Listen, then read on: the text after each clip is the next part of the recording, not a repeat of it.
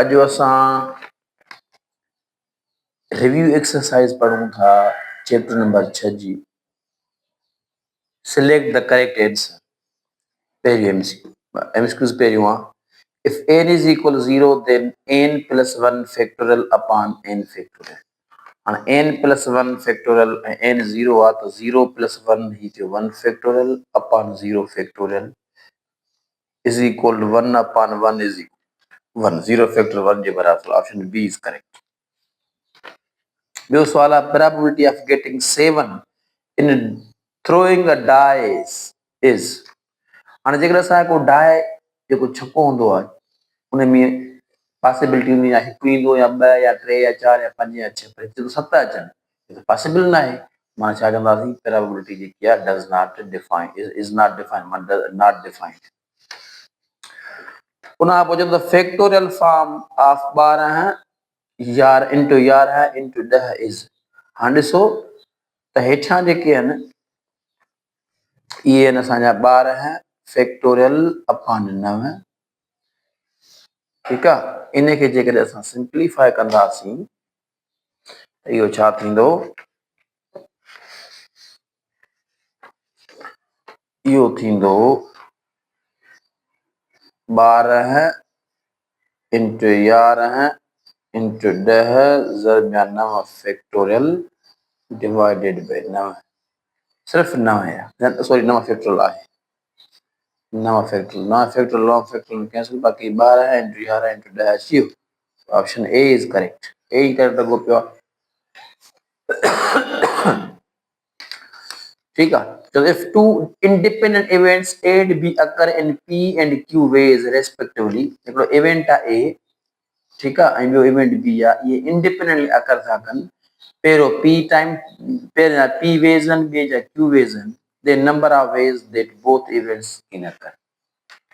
हाणे ज़ाहिर इहा ॻाल्हि आहे, जॾहिं बि तव्हांजा ॿ इवेंट इंडिपेंडेंट अकर थियनि त उनजी ॿिन्हिनि जी पॉसिबिलिटी छा हूंदी आहे, उनजी पॉसिबिलिटीज़ खे पाण मल्टीप्लाई कबो। Option B is correct. P into Q ways. In arrangement of n objects according to some definite order is called। माना जेकॾहिं को ऑर्डर मैटर हुजे, माना कंहिं डेफिनेट रूल तहत का अरेंजमेंट थींदो आहे, छा चइबो आहे, उनखे परम्यूटेशन।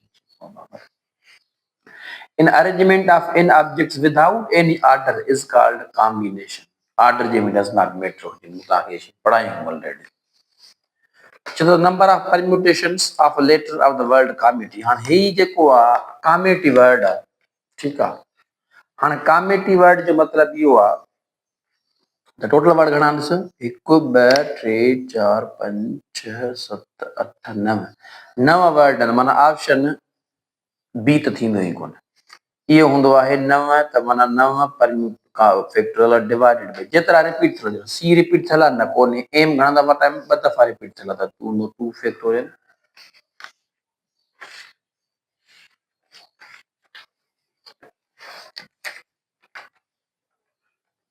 ठीकु आहे, 2 फैक्टोरियल। कॉमेटी में ॿियो टी रिपीट 2 दफ़ा थियल आहे, ॿियो 2 फैक्टोरियल, ॿियो टी 2 दफ़ा रिपीट थियल आहे, त 2 फैक्टोरियल। हिनखे हीअं बि लिखिबो आहे 9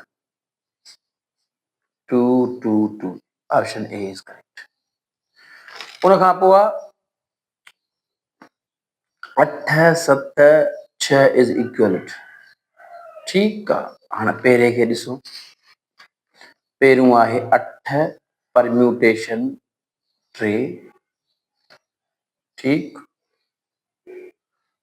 8 परम्यूटेशन 3 जेको आहे उहो बराबरि हूंदो 8 फैक्टोरियल डिवाइडेड बाई 8 मां 3 आहे 5 फैक्टोरियल। त इहो थींदो तव्हांजो 8 ज़रबिया 7 ज़रबिया 6 ज़रबिया 5 फैक्टोरियल डिवाइडेड बाई 5 फैक्टोरियल। 5 5 में कैंसिल, 8 7 5 मथे छा आहे 8 7 sorry 8 7 6 8 7 6। Option A is correct, सिधो। ठीकु, उन खां पोइ if n is equal r then n permutation r is। हाणे इहो तव्हांखे मूं सम्झायो बाबा, जॾहिं बि तव्हांजी n परम्यूटेशन n पाण में बराबरि थी वञनि, ठीकु आहे, इहो थींदो n factorial divided by n minus n factorial. This is equal to n factorial upon 0 factorial which is n factorial. n factorial option हुजे या r फैक्टोरियल, ॻाल्हि साॻी आहे। ऑप्शन ए ने बी बराबर है, ऑप्शन ए इज करेक्ट।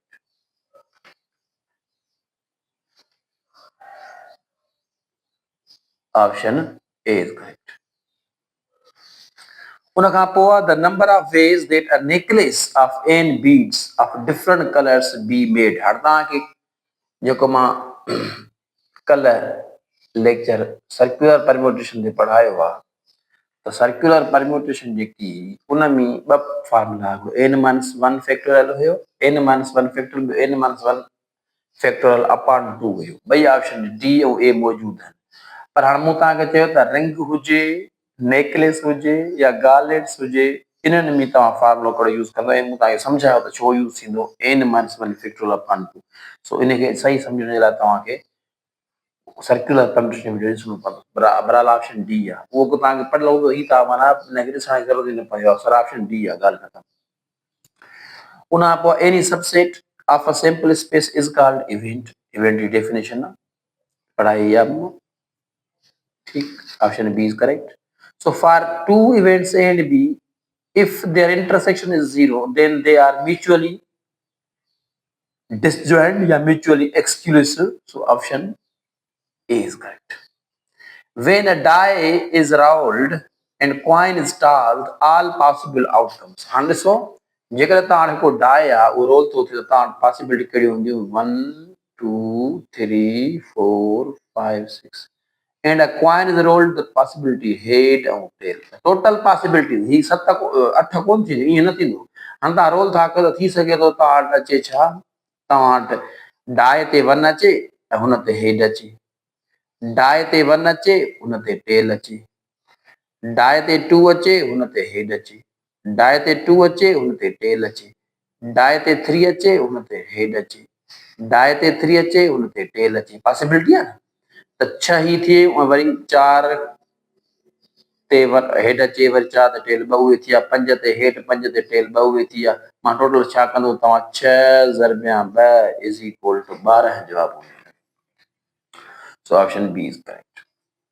ये थिया तव्हांजा 13 एमसीक्यूज़। हाँ, MCQ number 14। If two events A and B have equal chances of occurrence, then the events are। हाणे जेकॾहिं ॿ इवेंट आहिनि उनजे अचण जा साॻिया चांसिस आहिनि त उन्हनि इवेंट्स खे छा चइबो, इक्वली लाइकली चइबो। Option A is correct. If E be the event of a sample space, then probability of E जेको आहे उहो number of elements in S divided by number of elements in E।